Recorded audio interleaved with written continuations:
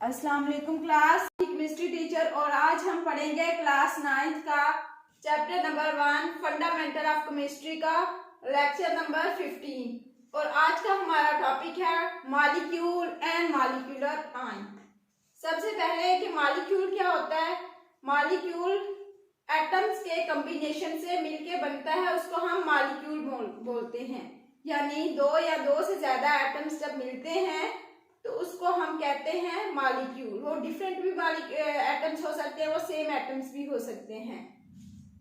और ये एक इसकी जो प्रॉपर्टीज में हम देखें तो ये आ जाएगा कि स्मॉलेस्ट यूनिट होता है सब्सटेंस का। किसी भी सब्सटेंस का स्मॉलेस्ट यूनिट, उसको हम मॉलिक्यूल बोलते हैं।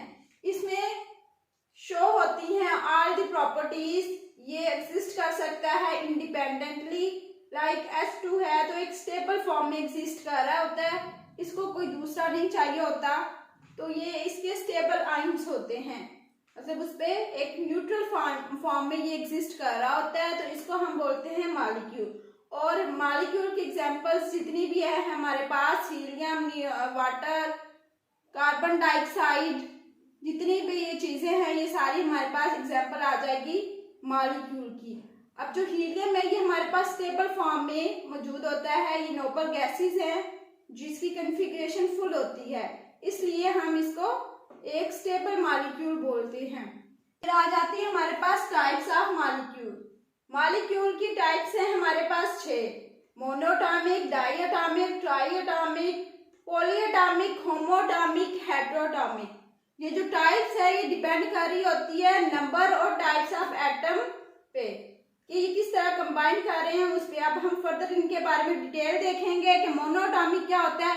मोनो का मतलब होता है वन, एटॉमिक मीन्स एक एटम, वो मॉलिक्यूल जिसमें एक एटम मौजूद हो उसको हम मोनोटॉमिक बोलते हैं। जैसे कि हमारे पास एग्जांपल है helium, neon, argon, krypton, xenon, ये हमारे पास है मोनोटॉमिक मॉलिक्यूल। फिर उसके बाद हमारे पास आ जाते हैं डाइएटॉमिक मॉलिक्यूल। वो मॉलिक्यूल जिनमें दो एटम मौजूद हो उनको हम डाइएटॉमिक मॉलिक्यूल बोलते हैं। हमारे पास एग्जांपल है ऑक्सीजन, क्लोरीन, हाइड्रोजन, ये हमारे पास डाइएटॉमिक मॉलिक्यूल होते हैं। ट्राइएटॉमिक मॉलिक्यूल वो मॉलिक्यूल हैं जिनमें 3 एटम्स हों, उसको हम ट्राइएटॉमिक मॉलिक्यूल बोलेंगे। लाइक ये हमारे पास वाटर है, कार्बन डाइऑक्साइड है, ये हमारे पास इसकी कॉमन एग्जांपल्स है। फिर पॉलीएटॉमिक वो मॉलिक्यूल हैं जिनमें काफी एटम्स कंबाइन करें तो ये एक मॉलिक्यूल बनता है, उसको हम पॉलीएटॉमिक बोलते हैं। पॉली का क्या मतलब है, मैनी। तो इस तरह ये हमारे पास एग्जांपल आ जाएंगी H2SO4, और ये ग्लूकोज की एग्जांपल है C6H12O6। फिर नेक्स्ट हमारे पास आ जाएगी type homoatomic molecule. Homo means same, वो मॉलिक्यूल जिनके पास सेम एटम हो उनको हम होमोटॉमिक बोलते हैं। ये हमारे पास एग्जांपल आ जाएगी वाटर की और क्लोरीन की। फिर आ जाएगा हमारे पास नेक्स्ट हेटेरोटॉमिक। हेटेरो का मतलब होता है डिफरेंट, एटॉमिक मीन्स एटम, वो मॉलिक्यूल जिनके डिफरेंट एटम्स हो वो हमारे पास आ जाएगा NaCl, वाटर, कार्बन डाइऑक्साइड, ये हमारे पास इसकी जनरल एग्जांपल आ जाएंगी। ये था इसके टाइप्स के बारे में। अब हम देखेंगे कि मॉलिक्यूलर आयन क्या होते हैं। वो मॉलिक्यूल, ये जो मॉलिक्यूल एक स्टेबल फॉर्म में होता है, इसमें लूजेस और गेन होता है आयंस का, उसको हम बोलते हैं मॉलिक्यूलर आयन। ये कीटायनिक भी हो सकते हैं और अनायनिक भी हो सकते हैं। कीटायन वो मॉलिक्यूल होते हैं जिन पे पॉजिटिव चार्ज हो, उसको कीटायनिक बोलते हैं, और अनायनिक वो होते हैं जिन पे नेगेटिव चार्ज हो, उसको अनायनिक बोलते हैं।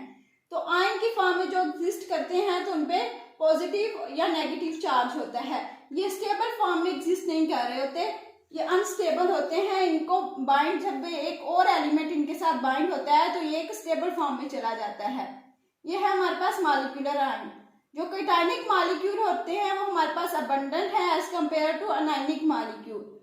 जब कोई भी गैसेस की बम्बार्डमेंट होती है, हाई एनर्जी इलेक्ट्रॉन इनमें से इस चार्ज ट्यूब में से गुजारते हैं तो वो आयोनाइज हो जाता है कोई भी मॉलिक्यूल, तो इस तरह ये मॉलिक्यूलर आयन बन जाता है। इसकी फॉर्मेशन का ये तरीका बताया हुआ है कि कैसे ये आयंस की फॉर्म में किस तरह कन्वर्ट हो जाता है। एक अगर स्टेबल फॉर्म में ये चीज एग्जिस्ट कर रही है तो ये किस तरह हो गई, इसमें से हाई इलेक्ट्रॉन की जो एनर्जी पास की जाएगी उससे, उसकी वजह से ये आयोनाइज हो जाएंगे, मतलब टूट जाएंगे और ये आयनिक फॉर्म में चली जाएंगी चीजें।